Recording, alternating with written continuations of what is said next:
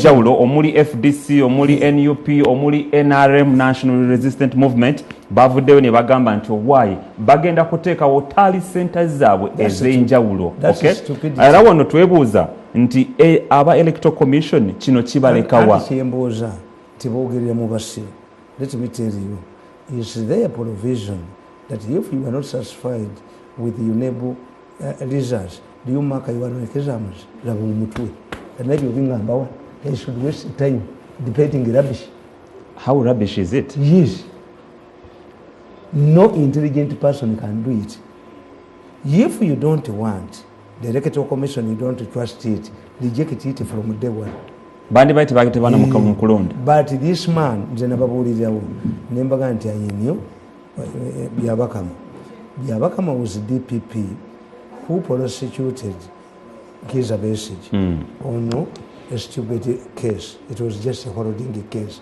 Teri lawyer munsi eneyasoma elementary law asobola okugamba you can charge somebody with rape after 2 years. What are the ingredients of rape?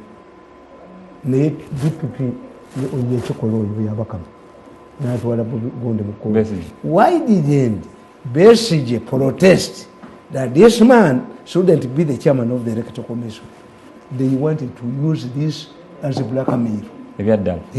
Bamulekawo bolowooza nga nina amagezi mutwe nga Katonda bwe yampa amagezi nina logic.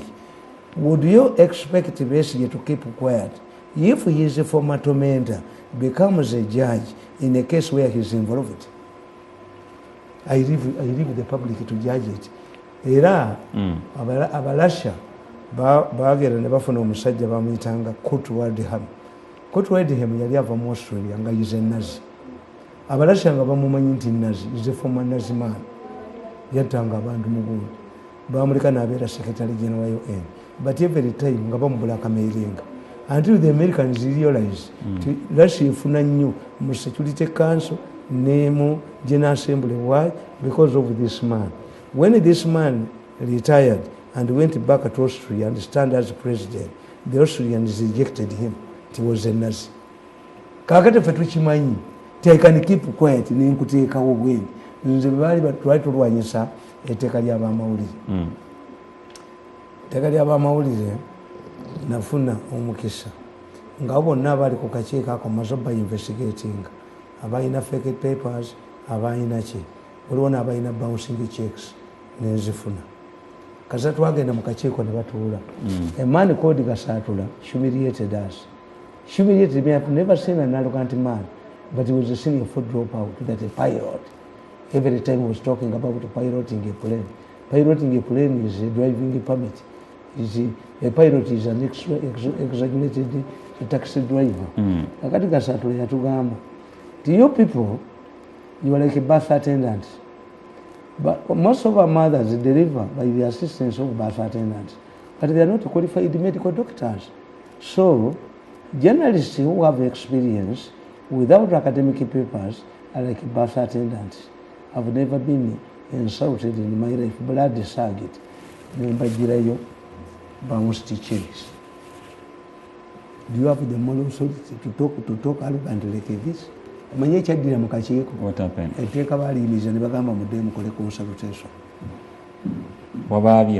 Me, that's how I fought. Nobody has fought for freedom, media freedom like me. What am Uganda one? I'm not an opportunist. Occupation hazard. And Media Council is a product of the 1995 Act. And here is Wafula Nebani, Evacuated Evanweze, run in the future. I fought it, a good team with the tank. We were to electoral commission. I need a clear observation on this. Electoral commission, what is its role? Electoral commission from time immemorial has been subjected to judgment. Hangabagamba independence yayo bagitankana. So okuva ne bagamba agenda take out independent tally centers. Is only a woman, a man who is going to marry a woman. So you don't blame. Togama ne yati fabagandi yatu ina proverb. Nti gundi ne yati lero tomunenya. How can a girl know about Balwas? those who have tightened bonds. Kakati wabata yenda ngaka amanyatya. So you must, that's why the Mugole must go with the Senga. In the case the girl fails, the Senga pays. In normal circumstances, used to be old women who are not attractive. These days you change it. Kakati today, are you complaining about the Electoral Commission? Have you read the roles of the Electoral Commission? Is to conduct a free and fair election. Yes. Its primary role. And two, do you know that it's not the final, it's not like a UNEB? Anybody who has agreement goes to court. Judiciary is the final. And the court has limited. We have a law that limits the time under which. How credible is the Electoral Commission?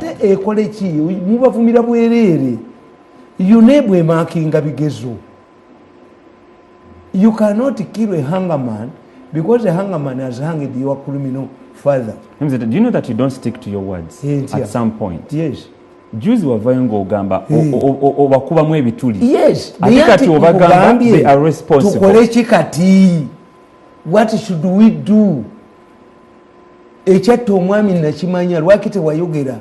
The time for talking to rectify whatever you are talking about now was there. The law establishing the Electoral Commission was debated by Parliament. The President proposed names which were vetted by Parliament. I don't know that any of their names was rejected. Constituencies were not created by Electoral Commission. They were gerrymandered by Nankabirwa and her team in favor of NRM. This man had even the audacity of crossing from his former constituency to another constituency, a minister. As Bikireno, Kubaba Agamba, there was a young man working in the State House, Nayagala Yesimbewo. Kakati bano abasajja bakulu abo ne batoola Erioda nono gundi ono Kanyomozi yabamuyitani eyali Minister of Finance ne bagamba nti omwana tumublocking. In case this young man wins, Museveni is likely to appoint him a minister. Ne baganginga apo Erioda n'aveno nadde ne bakuba omwana. Constituency kabazabu bazikoze. Kakati nze nkugamba I analyze a system, tukita systems analysis in political science. I analyze a system. Kakati as we stand today, the electoral law we are following was enacted, is a new law which merged the old election law and the Heresy Act that was invoked to govern COVID-19. Kakati anyatali yo. Museveni is not Idi Amin who used to decrease. These are people who sit in parliament, debate their laws, and eventually, because people are gullible, are ignorant, you don't blame this election commission as we started today. Constituencies were gerrymandered as your eyes were wide open. Nankabiro nagenda mu caucus ne beetera ugundi zaabwe. Look what the constituencies, some constituencies in a Gombola Biri and Darazinem, it only appears in the sentence of Abawa. So literally all these challenges are brought up by the Parliament. This is again Mugundi wa Mumwebi first. I will never work in a government job again. I help society more than when I'm in a government under control. Who can ring my number now? For 7 years, nobody has rang my number. Where do I belong? Do you want to be a minister? If I'm an advisor, let him by your call advisors and whether he sees me attending their meetings. I'm empowered. That's why I'm popular. Nti kakati obuleminga kafero yayimba oluyimba n'agamba nti kati ogenda ganti Satan yakukema. Where did you meet Satan? Don't blame Satan. So we shouldn't blame Electoral Commission for all these. Electoral Commission has failed to tell the people, one, by the time we talk about all of these people are novices. The chairman of the Electoral Commission, apart from this incidental political career, Gund, Mupia. Ono omukyala yekimuli bakiteekawo because we have to accommodate Muslims. Then we should have a military council formed of religious people, locally, and the Basiramu and what. Kakati mukasa ina role. Two, they suffered another blow. The most experienced person on the Electoral Commission was Rwakojo. Rwakojo was sacked. The most experienced person on the Electoral Commission was Talemu, was sacked. and no Jotham. replacements were made. Jotham nga So nekyo nakyo mukirowoozeeko. Anyway, you're one of the people. Why should we have to train our people ne bafuna experience ate ne tubajjako? The rule in the electoral commission would apply to civil service. When you clock the age of retirement, you retire, but don't disband the entire commission. What's the rule? Look at this commission. Mali organized elections under COVID. True. South Korea organized elections under COVID. Tanzania organized Burundi. elections under COVID. Burundi organized. Mwala bakaba sajja electoral commission yabo nga bagendayo tuwakawa experience. By no genda okonsult. Yes.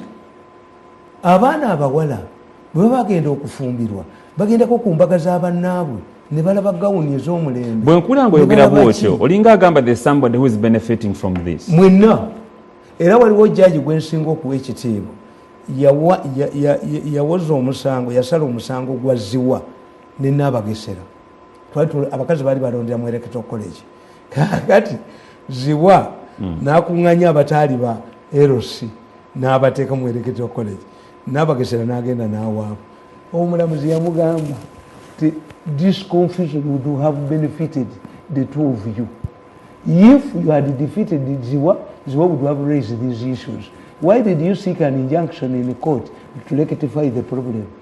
Yaga Ziwa wangudde. Netufuna omulamuzi omulala Wambuzi. Wambuzi was confronted by a case.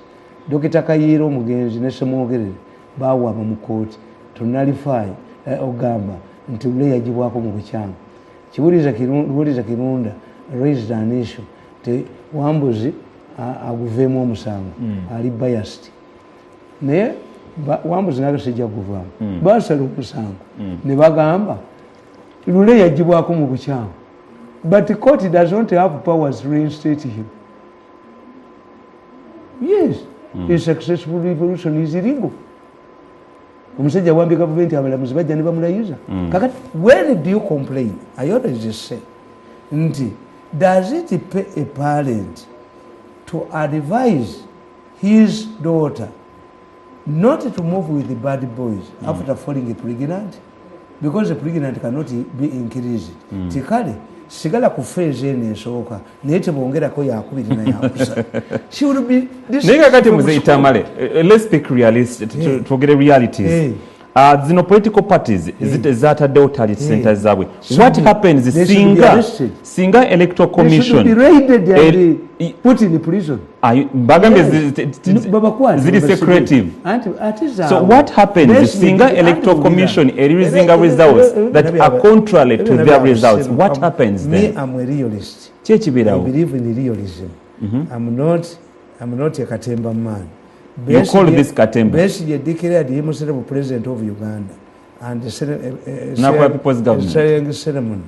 But the president was told earlier tebayigaba abasajja. Eri Tumwine, Tinyefunza and another group went, they fired the president and installed Mugabe. I remember headline in Nebukede, Chahwa. Museveni said, if he is real Mugabe, let him move as Mugabe. I will arrest him. Did it work? In spite of the fact that these were generals, senior generals. In fact, the president directed the command of Umbalala to go and disperse that function. The command of Umbalala said, I cannot do it because of Tinyefunza and Eri Tumwine, they are my seniors. Museveni said, okay. Addressed a press conference and said, if Tinyefunza and Eri Tumwine really installed your Mugabe, let the Mugabe move. And he said, how can he install the Mugabe in the cemetery? Did it work? Upon. Basically comes back because they don't learn from their stupid mistakes. Basically declared himself president. The oath was conducted in a secret place. And he declared a people's government. But is it working? Did he get the tools of authority? Hapana. Anyway, ebule ennaku ziri 8 zokka okubanga electoral commission egenda kuorganizing akampeni abiri mugumu era bwe twogerera eri mu one of its last stages ez'okuorganizing akampeni katono nnyo twongere Mzee Tamale bwe twogerera electoral commission process gyeriko yaba abalonzi okugenda okufuna voter slip zaabwe waliyo mivuyo egyetooloddeawo mu kufuna voter slip era nga amabega kaawo electoral commission yagamba nti afuna okuwabulwa okuva mu ministry by'obulamu nga bagamba nti districts 13 temugenda kubeeramu kulonda naye ekibuuzo kyebuzibwa abalonzi kati ekyo kijja kiddamu ate lwaki kanzireyo eri lwakyagala kudda nze anti akadde anti nze ne bwe nkola egundi emu because I have a daily briefing on my platform a daily briefing those people must be raided and arrested. But there is a democracy in this studio. My even proposed tough proposal is that even in newspapers should not publish preliminary results.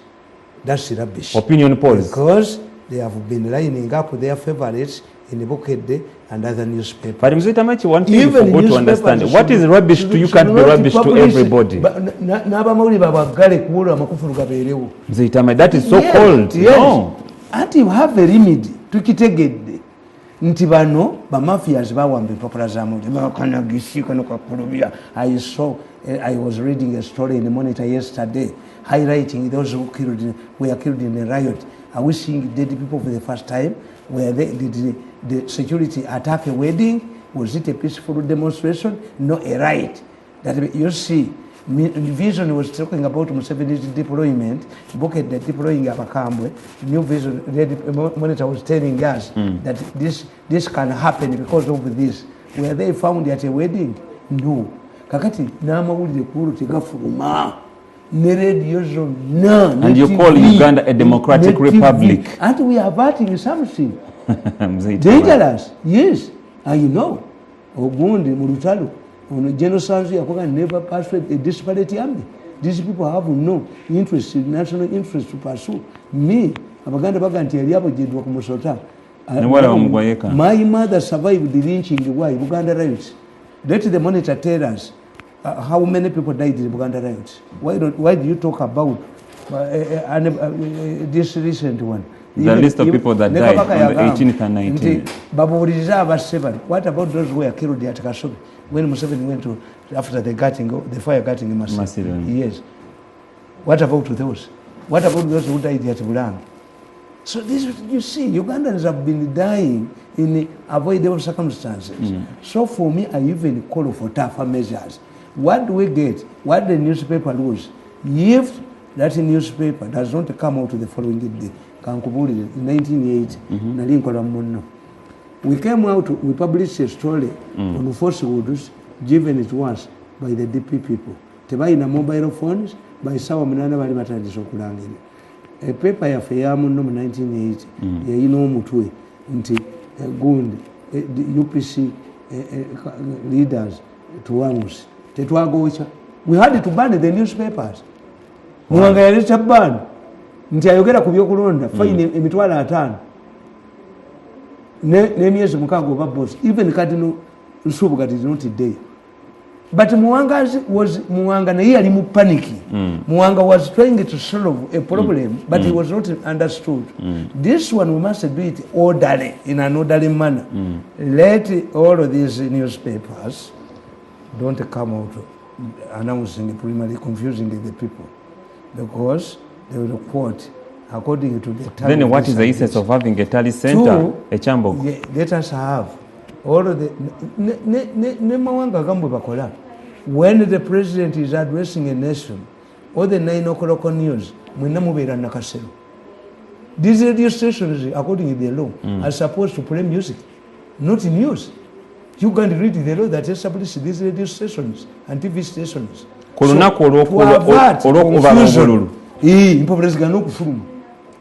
there is no democracy. TV and radio zone but never correspondence. We have a limit that anybody aggrieved has an alternative. You go to court. You go to court. In fact, when you read my book... So you're calling for a total blackout of coverage? To protect our country. Nabagamba, nti Saddam Hussein, tricked the Americans, Bush. He mounted an artillery piece on top of a bunker that he had used to house children and women. Mzee Tamale. Nacho ugende ko kitegedde. Abagundi, American warplanes, nizoza and Saddam yekweseemu, niziweereza smart bomb, nejigala omulyango. Many children and women died. And this man, Saddam's trick worked very well. The public opinion in America turned against Bush. Do you know what Bush did? They targeted Al Jazeera. American warplanes targeted Al Jazeera. It had become a war target. They killed even journalists inside Al Jazeera. Who controls Al Jazeera now is in American hands. They know how to protect their country. Do you know what will happen? Even if the Minister of Information, you call for total blackout. I call the newspapers. How much money do you make every day? No, I refund the money to protect this country. And they have already told you. No.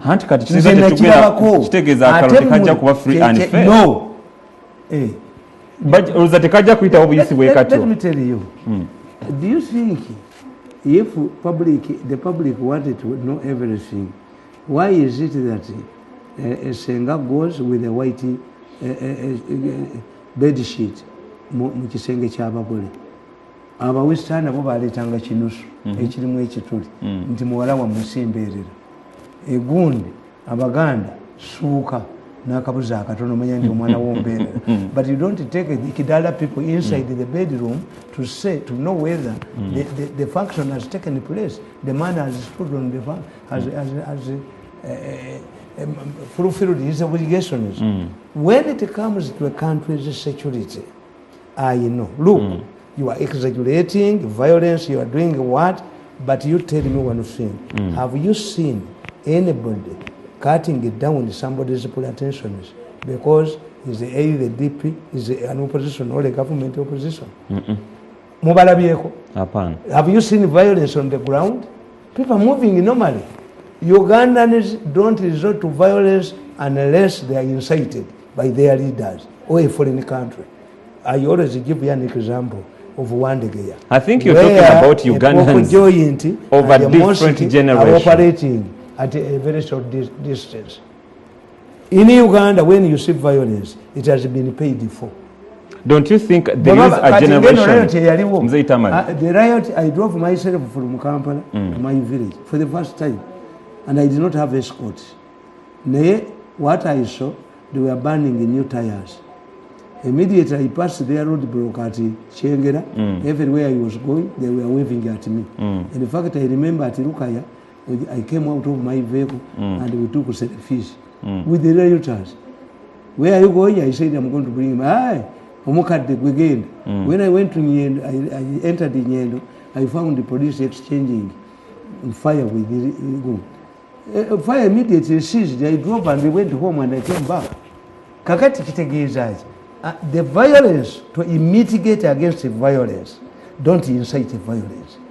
Allow the people, especially MPs, those ones, this a short man, a short person, wakoma wakwata. Abantu bano mu byalo mubawe freedom yaabwe. Beeronderwa baayirosizi baabwe, as Museveni has always done. Museveni's election has always been exonerated by the fact that people vote the people they want. But if we want to use the money, I hear them, I watch them. In Otafire's constituency, man has already arrived. In Rakai, in Chotira Kasolo's constituency, the first amount of money which was sent there was 400 million. These 200 went, and yesterday, 2 days ago, 30 million went on somebody's phone to buy new sets because Miso, they were suspecting that Miso infiltrates there. I told the man, don't waste your 3 million which is on your phone to buy new telephone sets. I have already infiltrated everywhere. Miso has infiltrated everywhere. And fortunately, the man had been advised by his financer that Museveni gave that madman sophisticated machines when you see him talking about you, Museveni has instructed him to expose you. But for us, the big ones, he gives him the information and he keeps them. Kakati ebibi mulimu. Mugenda okuleta violence. Muleka abantu berondere ku level zaabwe bazina amazina gaabwe. Because for me, I don't even see why the president should struggle okuleta abenali mu parliament. Whenever there is a controversial bill, Nankabirwa demands money. Muzeike watugamba. These are political prostitutes. How can I give my wife money whenever I want Yakabozi? So whether you have them too. From that point, in politics, there's what we call cohabitation.